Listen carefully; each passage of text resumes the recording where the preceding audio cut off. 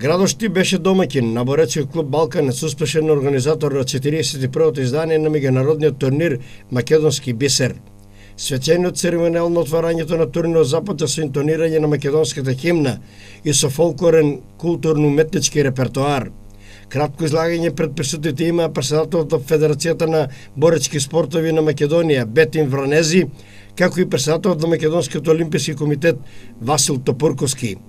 Што се однесува до турнирот, беа прикажани изворени борби, во кои сепак отскокнуваше романецот Иван Гуидеа, кој во категорија до 61 кг во финалето го победи нашиот репрезентативец Елмедин Сейфулаху.